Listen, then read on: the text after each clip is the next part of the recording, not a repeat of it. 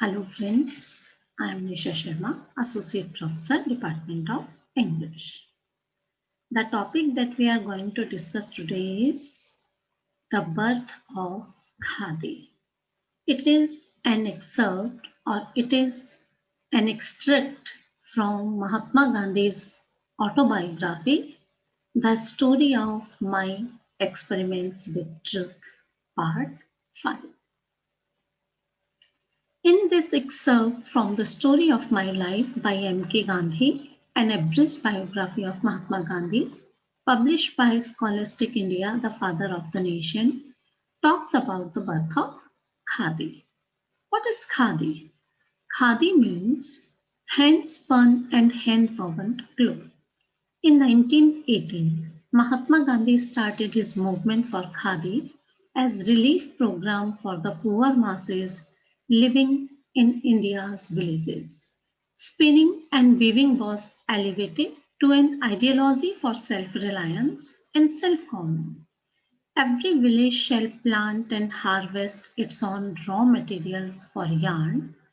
Every woman and man shall engage in spinning, and every village shall weave whatever is needed for its own use.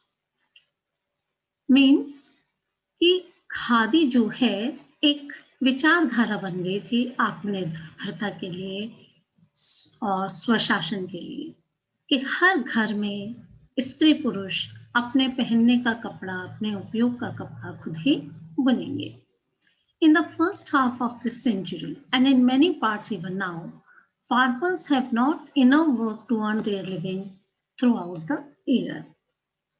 और ऐसी जगहों पर कई बार लोगों के पास वर्ष पर्यंत तक अपना खर्चा चलाने के लिए कार्य नहीं होता या वो इतना नहीं कमा पाते कि अपना कार्य चला सके. About 4 months, they may be idle due to the rainless dry season. Spinning would thereby supply the reddest occupation. It can easily be learned.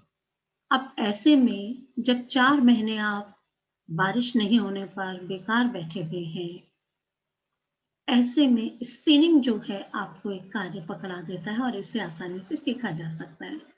It requires practically no outlay or capital. Even an improved spinning wheel can be easily and cheaply made. Gandhi saw it as the end of dependency on foreign materials, symbolizing foreign rule and thus giving a first lesson of real independence. Raw materials at that time were entirely exported to England and then re-imported as costly finished cloth, depriving the local population of work and profits on it. कच्चा माल अधिकतर भारत से ही England में export होगा जाता था. वहां से वो वापस इंडिया में आता था महंगा कपड़ा बनकर, और इस कारण से लोकल पॉपुलेशन जो है उसे कार्य और उससे होने वाला मुनाफा भी नहीं मिल पाता था. Gandhi also felt that in a country where manual labor was looked down upon, it was an occupation to bring high and low, rich and poor together to show them the dignity of hand labor. Gandhi ji ये भी देखते थे, महसूस करते थे कि भारत जैसे देश के अंदर शारीरिक श्रम को ही दृष्टि से देखा जाता है. तो ऐसे में ये कार्य ऐसा था जो अमीर गरीब छोटे बड़े सबको हैंड लेबर के प्रति, हाथ के कार्य के प्रति एक सम्मान या प्रतिष्ठा दिखाता था. He asked not only of those in need, but of every person to do spinning at least about 1 hour per day at sacrifice to his country as duty towards the poor. और उन्होंने लोगों से क्या कहा कि केवल आवश्यकता होने पे ही नहीं, वरन हर व्यक्ति को प्रतिदिन 1 घंटा अपने देश के लिए, गरीबों के प्रति अपने कर्तव्य के रूप में ये बलिदान देना होगा कि वो स्पिनिंग करें. ताकि he hoped for a certain bond of unity between the classes and masses by bridging the gap with a common occupation, and he saw great social value in hand spinning. It was for economic, cultural, and social reasons and not merely political that Gandhi established the khadi movement. तो इससे ये clear होता है कि ये सिर्फ एक राजनीतिक आंदोलन नहीं था, बल्कि सामाजिक सांस्कृतिक भी था। In 1934-35, he expanded the idea from helping the poor individual to self-reliance of whole villages. In 1942-43, he had sessions with workers group and village organizers to reorganize the whole program on a bigger countrywide scale. Thus, khadi is not mere a piece of cloth but a way of life. तो इस प्रकार खादी सिर्फ एक कपड़े का टुकड़ा नहीं है, वरन ये तो एक जीवन शैली है, जीवन का तरीका है। Now a summary of the chapter. I do not remember to have seen a handloom or a spinning wheel when in 1908 I described it in Hind Swaraj as the panacea for the growing pauperism of India. What is panacea? Panacea is a remedy for all diseases. ऐसी औषधि जो हम कहीं सभी बीमारियों का इलाज कर दे। तो गांधी कहते हैं कि मुझे याद नहीं है कि मैंने इससे पहले कभी हैंडलूम या स्पिनिंग व्हील देखा था तब, जबकि मैंने 1908 में इसे हिंद स्वराज बुक में एक ऐसी दवा के रूप में बताया था जो भारत की बढ़ती हुई गरीबी को दूर कर सकता है। In that book, I took it as understood that anything that helped India to get rid of the grinding poverty of her masses would in the same process also establish Swaraj. और उस book में उन्होंने इस बात को clear किया कि ऐसी कोई भी चीज जो कि भारत के लोगों को कुचलने वाली पावर्टी को खत्म कर सकता है, वही सही मायने में स्वराज भी स्थापित कर सकता है। Even in 1915, when I returned to India from South Africa, I had not actually seen a spinning wheel. When the Satyagraha Ashram was founded at Sabarmati, we introduced a few handlooms there. सत्याग्रह आश्रम जब स्थापित हुआ तब कहते हैं हमने कुछ वहां पर हैंडलूम स्थापित किए. But no long sooner had we done this, then we found ourselves up against a difficulty. All of us belong either to the liberal professions or to business. Not one of us was an artisan. पर looms तो लगा दिए handlooms, पर problem क्या आई कि हम में से क्या तो लोग व्यवसाय करने वाले थे या व्यापार करने वाले थे, कोई भी उद्योगों का जानकार या कलाकार नहीं था. We needed a weaving expert to teach us to weave before we could work the loom. One was at last procured from Palanpur, but Magan Lal Gandhi was not to be easily baffled.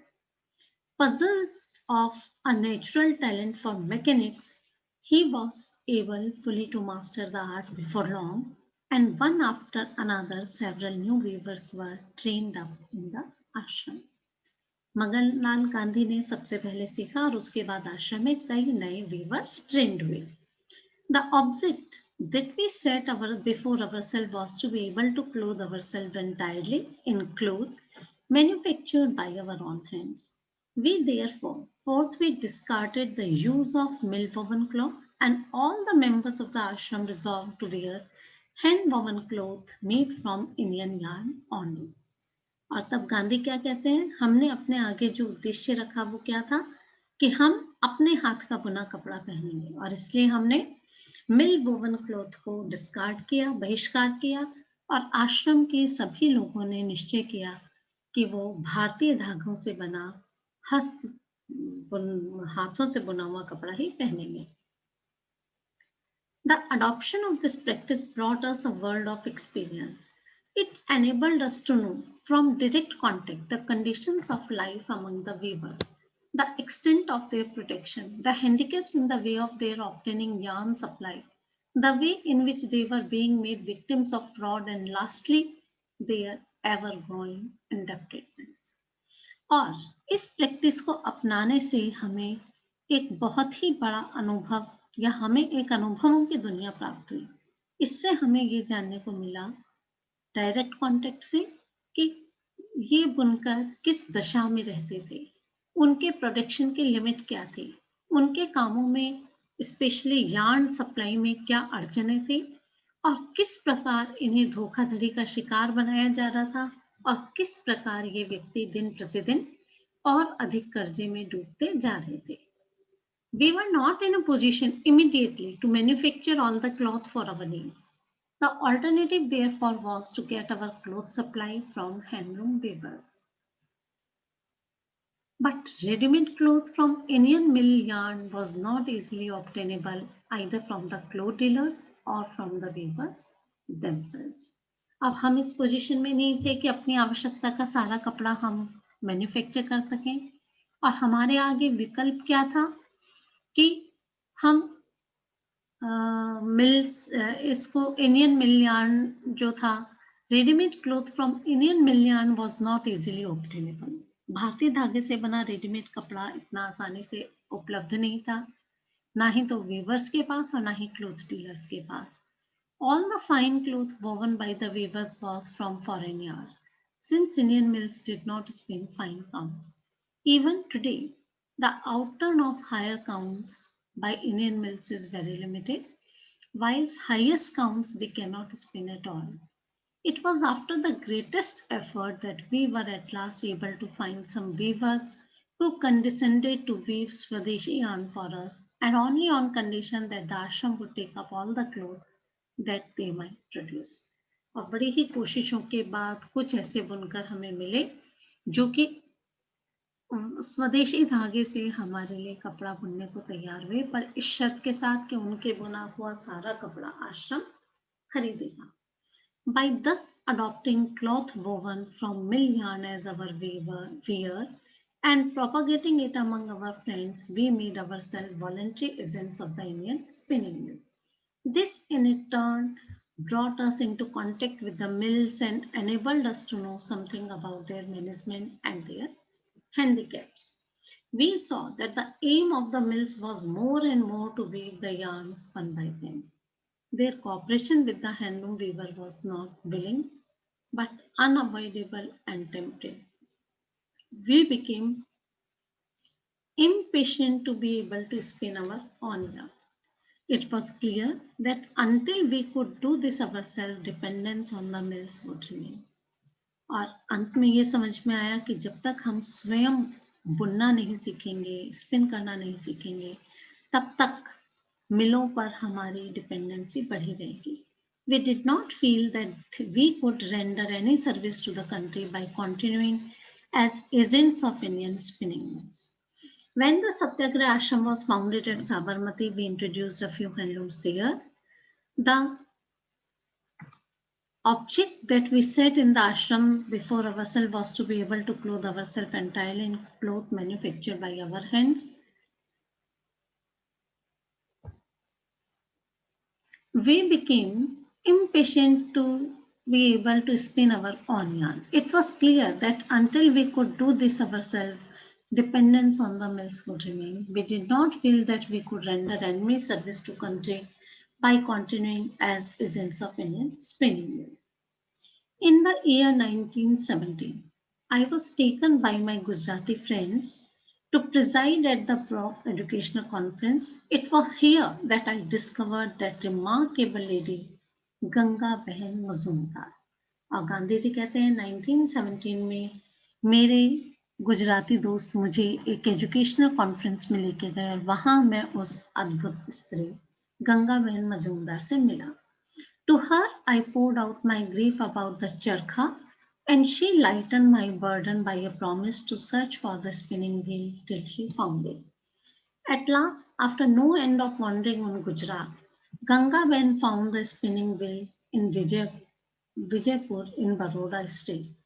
Quite a number of people there had spinning wheels in their homes, but had long since put them away as useless lumber. They expressed to Gangaben their readiness to resume spinning if someone promised to provide them with a regular supply of sliver and to buy the yarn spun by them. Gangaben communicated the joyful news to me.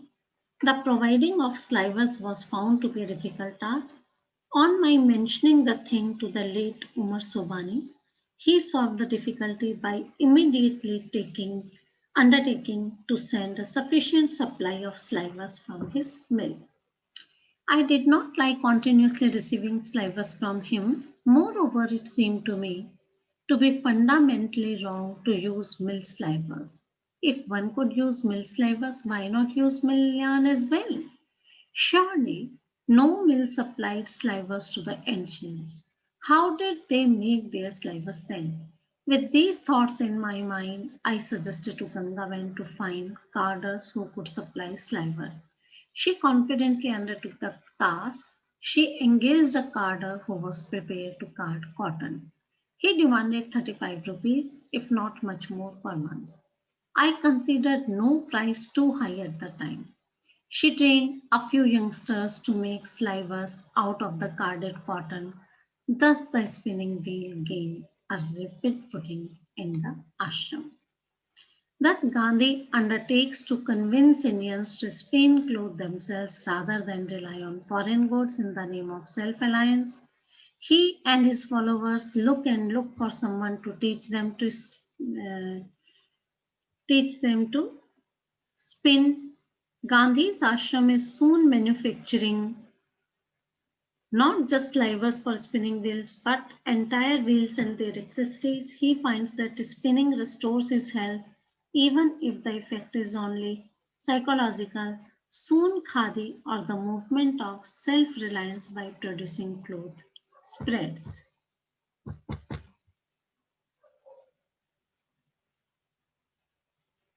Thank you.